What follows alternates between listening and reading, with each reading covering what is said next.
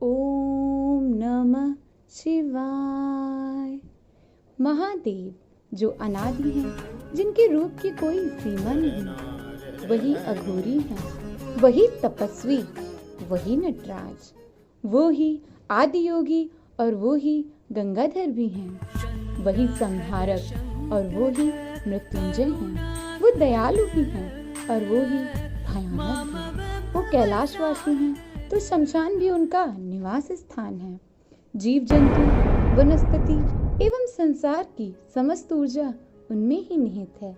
जब भी सृष्टि पर असंतुलन एवं अत्याचार की स्थिति आई तो महादेव स्वयं प्रकट हुए, कभी प्राकृतिक आपदा बनकर तो कभी महाकाल बनकर सृष्टि को संतुलित करके सुचारू बनाया। ऐसी स्थिति में पृथ्वी पर महादेव जहाँ जहाँ प्रकट हुए वहाँ भक्तों की भगवान के प्रति आस्था देख एवं उनके अनुग्रह करने पर महादेव ज्योतिर्लिंग के रूप में विराजमान। पृथ्वी पर महादेव के 12 ज्योतिर्लिंग हैं, जिन्हें द्वादश ज्योतिर्लिंग के नाम से जाना जाता है, जिनके दर्शन, पूजा एवं आराधना से समस्त पापों और समस्याओं का निदान हो जाता है।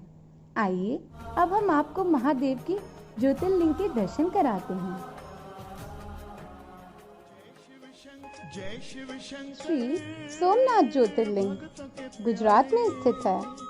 श्री मल्लिकार्जुन ज्योतिर्लिंग आंध्र प्रदेश में स्थित है।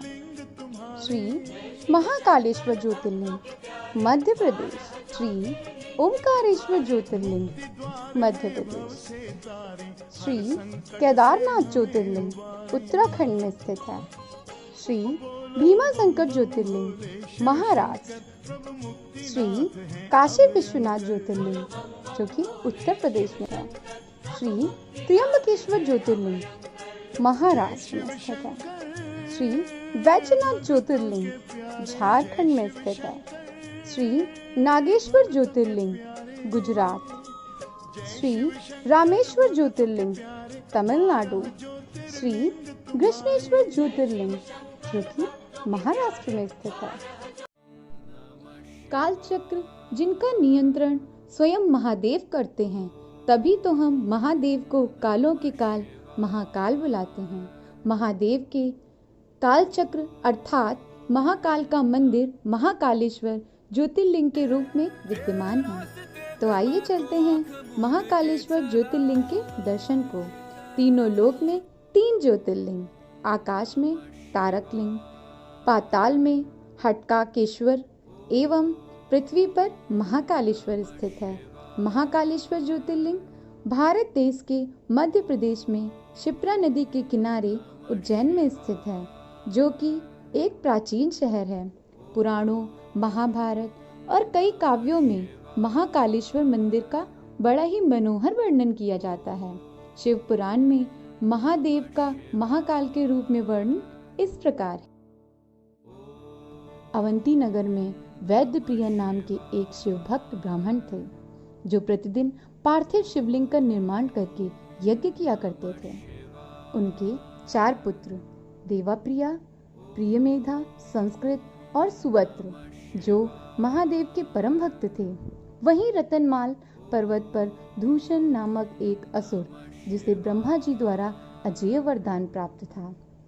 अजेयता का वरदान प्राप्त करने के बाद उसका अत्याचार और भी बढ़ गया। वो नगर नगर जाकर हिंसा करने लगा। ऐसे ही हिंसा करते करते वह अवंती नगर वैद्य प्रिया के पास पहुंचा। वहां ब्राह्मण के 4 पुत्रों को भगवान महादेव की विधि विधान से पूजा करते हुए देख उन पर अत्याचार करने के लिए आगे आया, परंतु ब्राह्मण पुत्रों की महादेव के प्रति प्रेम, निष्ठा, आस्था, विश्वास होने पर वे तनिक भी भयभीत नहीं हुए और महादेव का ध्यान लगाए उनकी आराधना करते रहे। यह देखकर दूषण और क्रोधित हो उठा और वहीं उनकी मृत्यु करने के लिए अपना शस्त्र उठाया। जैसे ही उसने अपना शस्त्र उठाया, तभी उसी पार्थिव शिवलिंग से एक गर्जना की ध्वनि सुनाई दी, जिसके एक मात्र हुंकार से दूषण राक्षस का विनाश हो गया और महादेव ने ब्राह्मण पुत्रों को अपने इस रूप में दर्शन दिए।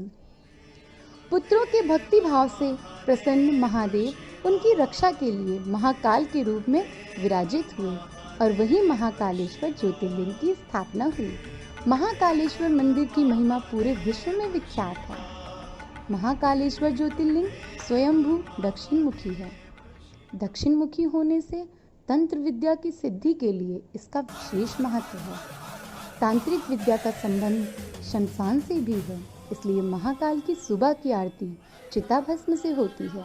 महादेव का प्रतिदिन अलग अलग रूप में मन भावन श्रृंगार होता है, जो कि महादेव को अति प्रिय है।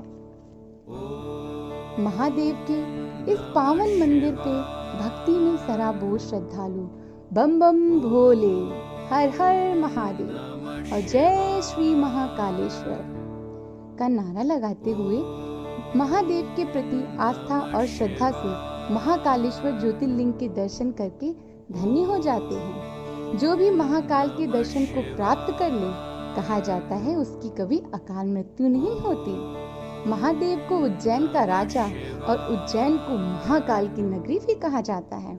लोगों का कहना है कि उज्जैन में कोई भी राजा या मंत्री रात्रि में नहीं रुक सकता, उन्हें रात्रि में उज्जैन शहर से जाना ही होता है। ऐसा न करने पर उनकी मृत्यु निश्चित है।